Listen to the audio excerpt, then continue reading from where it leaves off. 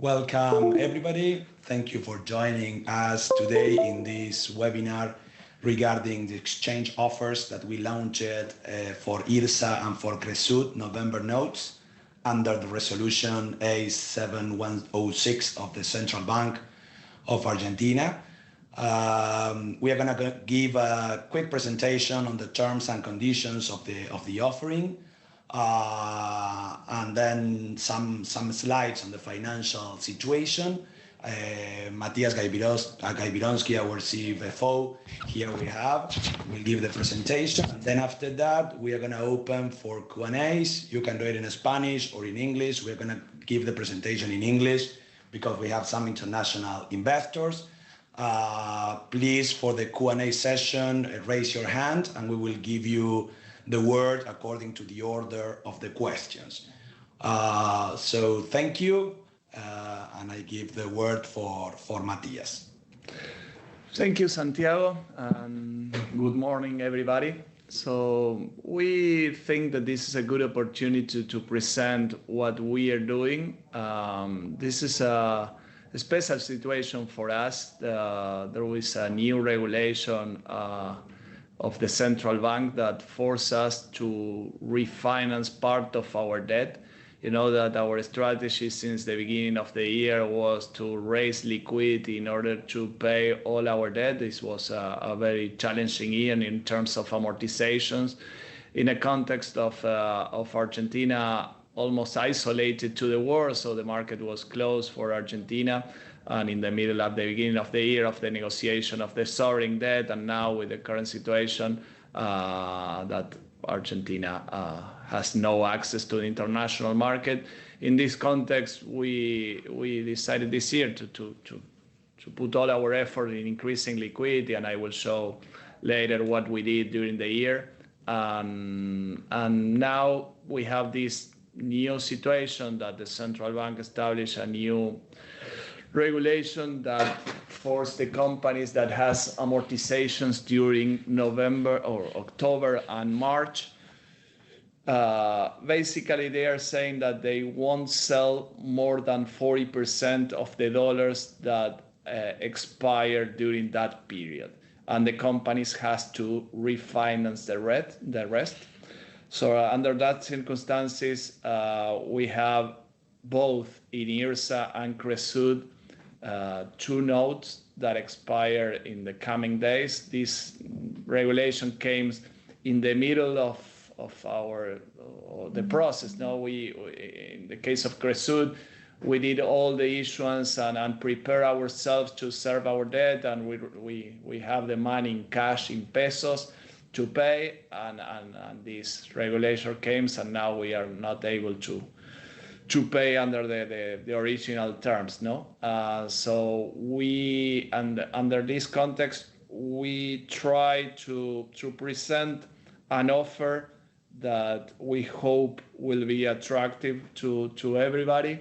We need to achieve here basically 100% acceptance because the company won't be able to buy more dollars than the central bank is giving. So for that reason, we try to put on the table something attractive. So I will describe what we are offering to our existing note holders. In the case of IRSA, the amortization is for a $181.5 million notes at a 10% coupon that expired now in November. So for every dollar of notes, of existing notes, the holders will have the option to choose or option A or option B. So for each dollar, the holder will receive the accrued interest until the settlement date. And if they choose the alternative A, they will receive at least 50% in cash. Remember that the central bank allows us to pay 40, but in this structure and I will explain option B, but in this context, everybody that will choose option B in some way will give us more space to pay more in the option A. So the holders will receive 50% in cash and the rest will be a new issuance of a new note with amortizations of principal during the next 3 years, 33% per year. And the interest rate will be exactly the same than the existing notes, will be 10% fixed and with payments on a quarterly basis. The payment address of the Series 8 or the option A is Buenos Aires, and those are the terms of the option B. In the case of option B, it will be the same coupon, 10%. The amortization will be bullet in 27 months in March 2023. And the payment location will be New York. So this is an enhancement of the structure. People that will choose option B will receive payments abroad Argentina. You know that in option B is dollars, but in Argentina, what we call dollar MEP. And in the option B will be dollar cable. The address of payment will be Caja de Valores in New York, but in dollar cable, that for certain people, or in terms of the economic value of that, today has more value than the dollars MEP. We are also including in the option B an early bird that expired this Friday, October the 30th. The early bird will give 2% of the original amount in pesos. So we will pay the 2%, but the payment will be in pesos because the central bank it's impossible to buy more dollars than that 40%. But we wanted to put a premium also on the early bird on the option B. The option A hasn't that premium. And also in the option B, we will give the alternative to subscribe in dollars. In the option A only is with existing notes. In the option B, we are also doing a new issuance with new money that we can use that money in order to enhance also the option A if we have interest in that series.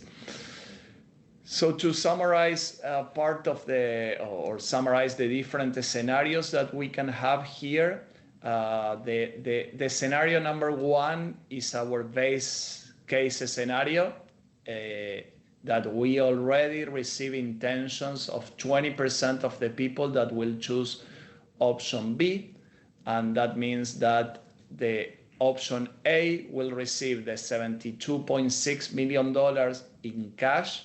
That is 50% of the option B. 50% of the option A, and $72.6 million will be in the new series of bonds. Remember that $72.6 million is exactly 40% of the original amount that expired. That is 181.5.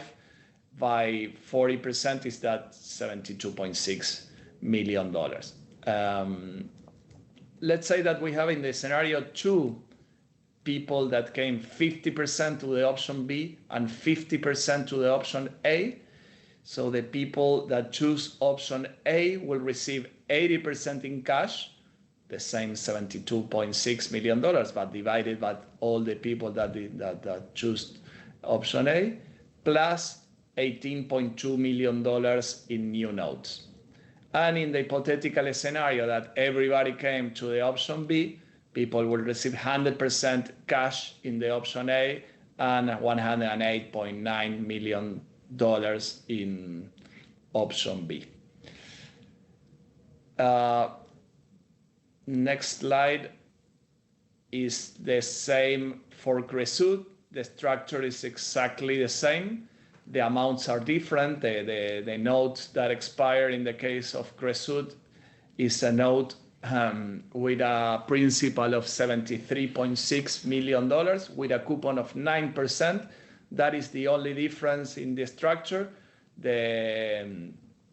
So we are maintaining the same coupon of 9% for option A and option B in the case of Cresud.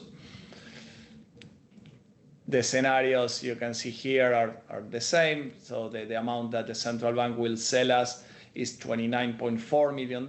We are using all that part in the option A. So that is the amount that the central bank will sell us. In terms of the timeline here, this is a very short notice exchange because we don't have more time. Unfortunately, the regulation came very close to the amortization, so we don't have more time to keep this open. So we will have the early bird the next Friday, October the 30th, and then the closure of the exchange will be November 5th, that is the next Thursday, and the settlement approximately November 11. We have here a lot of book runners or placement agents that are helping us with this exchange. So we have like 10. You can contact any of them in order to receive more information, or also directly to us with Santiago and the rest of the team. We have the line open if you want or need more information. So how our structure will look after this exchange offer. Here we are assuming that we are successful in the exchange. So you can see on the top part the existing amortization schedule.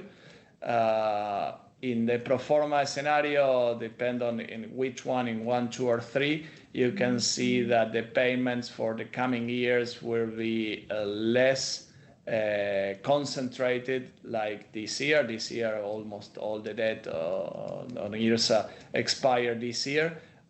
So after the issuance that we did during the year and this refinancing, we can extend better the terms of our coming debt. And in the case of Cresud, is similar. You can see on the bottom part, the yellow part that is the existing notes. We already have the cash to pay, so for the future we will have that cash in order we can cancel bank debt or the other notes that will expire. So we will use the cash that we are not using to pay to cancel the rest of the part of the debt. Here is a summary of what we did during the year, and we are proud on this very challenging year on the performance of what we did so far. We were able to increase liquidity for the group in this challenging scenario for $425.9 million using different or with different transactions. We sold assets. In the case of Cresud, we sold 6% of our stake in Brasilagro. We sold offices at the level of IRSA Commercial Properties for $145 million. And also we tapped the market with new issuance for more than $250 million. With that money, we canceled debt for $250 million. So far we were very active in our financial structure in order to improve the liquidity and be able to pay all the debt that expire so far.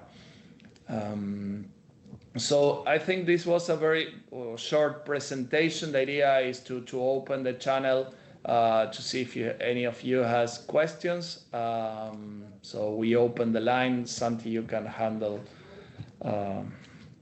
Yes. You can read the presentation. You can put the questions in the chat or put the raise hand in order to. The first one from Santiago Garcia Segura. If we can exchange in Euroclear. Yes, this is already working since today. So yes, today you can put the orders under Euroclear as well. The second one, if we could clarify if the cash payment under the option B around 2% is extra cash payment or it is a repayment. It's an extra cash, so it's a premium. That is a premium to came early in the process. So it's a 2% additional. So for every note that you will present, you will receive the early bird 2%, the accrued interest that is 2.5%, plus a note for 100% of coupon of principal, in the new notes, but it's additional. What happens if there are holdouts on the offers? We hope not to have holdout. We know that it's very challenging because we have a very atomized investor base. But here the challenge that we have is that the central bank is not giving us more tools on what we already described. That means that the day of the payment, the central bank will sell us only 40% of the original amount. And the rest, let's say that the company wants to pay and do, for instance, contado con liqui. We are not able because we have access to buy dollars at the exchange, the official exchange rate. And one of the conditions of the central bank to sell you dollars through the MULC is that you don't do transactions in the contado con liqui in the previous 90 days and in the following 90 days. So it's not legal for us to do it. So for that reason, we hope that everybody will accept and understand this situation. But under the current scenario and the current regulation, we don't have any tool to pay. The only thing that could happen is that if we receive new money for the issuance of the Series V, we can use that money or to enhance the option A, or if there is any holdout. But we don't have any certainty that we will receive new money, so I can't commit anything on that regards. Next one. And in terms of the regulation, we don't know what will happen. No, if we have holdouts, really, we don't know what will happen with that and how will be the procedure. Of course, the company won't fulfill its obligation under the original terms and conditions. So the company, of course, will be affected for that situation. But we don't have any kind of color or information on what will happen after that, according to the central bank rules. Next question, do you think central bank's regulation could extend beyond March 31? I prefer not to comment on the future of regulation because I don't have any color on that. Argentina was and is a little unpredictable, so I'm not. I think I am not the right person to answer that question. Maybe the central bank has to answer. When and how will be paid the 2% for the early bird? In the settlement. So the settlement day, that will be around November the 11th. We will pay the accrued interest, the early bird, and give the new notes. I answer the next question, that is the translation. We have all this information available in our website, www.irsa.com.ar and cresud.com.ar, this summary of the offering in both languages, in Spanish and in English. Yeah, remember that the original notes were issued at Argentine law. So the two notes are under Argentinian law. So there is no prospectus in English here, but you have the subscription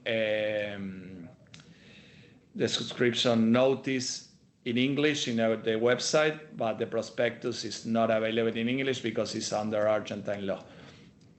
I think next question was already answered. How can I give my answer for option A or B, especially for the early bird option? Or what happens if I don't choose any option? If you don't choose any option, you will be a holdout. So the exchange is only for option A or option B. That's good. The central bank's rule is a blanket rule that applies to all companies equality. Based on your discussions onshore, how much flexibility do you think the central bank will allow for specific circumstances? Surely we hope they don't want your default. Number two, did you say you already have an indication of option B for 20% of the holders? Yes, we already have, and we are having good reception of option B, better than what we expected original. There are people that is evaluating option B as better NPV than option A because of the gap between the dollar MEP and dollar cable.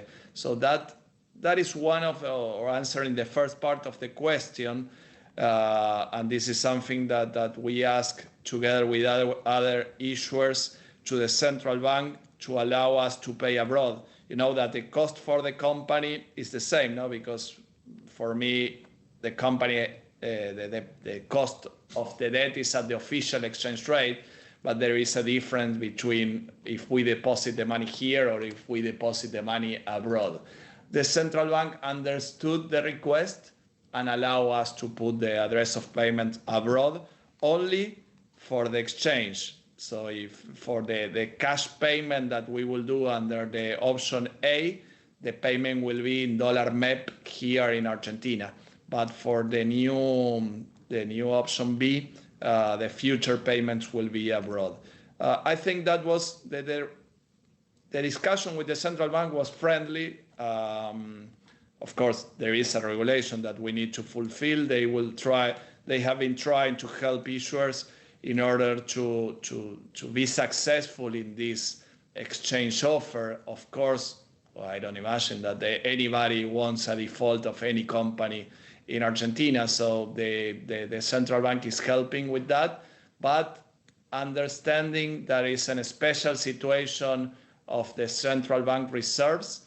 And unfortunately, the central bank is trying to protect those small reserves that they have, no? And they are trying to defer payments to have time to recover on the reserves. So that I think was the main or the reason of this regulation. That was the first time that I remember that the central bank put this kind of limitations to serve debt on any corporation. Next question, if 100% of holders choose option B, the pro rata that will go to option A necessarily will be paid in cash, or new holders might receive option A bonds? No, in that hypothetical situation, there is a maximum size for option B. So here the structure is that the amount of the total amount of the notes is $181 million. So $72 million the central bank allow us to pay and to buy. So that we put it as a fix. And the rest, the remaining $108 million, this will be divided between option A and option B. So if everybody decided to come to option B, that means that we will receive, in the case of IRSA, $181 million for the option B and zero for option A. In that case, we will do a pro rata and we will give cash instead of 100% of bonds, of bond B. This is very hypothetical. We started to receive exchange yesterday and the day before, and I can tell you that we already have people that came from option A. I believe that or we try to put here on the table something that we understood, that there are certain people that prefer the money now, and certain people that are very comfortable with their credit and they don't care to extend the tenor for 2 more years. So we try to put something on the table that maximize the two needs of our investors. So we understand that there are certain people that want the money now, and that is the idea, to create this incentive between option A and option B. Good. When do you expect the auction with the subscription of new money in dollars? We are defining that. It's not defined yet, but will be close to the expiration of the exchange. So I think will be on the 4th of November, 5 or 6, something like that. We will decide probably next week. Also, we need to let the market know in advance for 3 days. So on Monday or Tuesday the next week, we will announce. It's fair to understand that the option B is more covered or hedged to a specification event?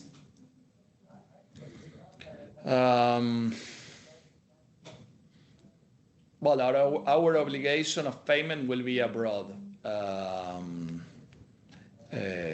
So that will be the terms and conditions of the new note. But I never seen, maybe we need a lawyer to address this, because it's a very legal question. I don't know how a new regulation can affect terms and conditions of existing note. This restructuring is not affecting the terms and conditions of the existing note. No, we are doing a voluntary exchange offer to change for a new note.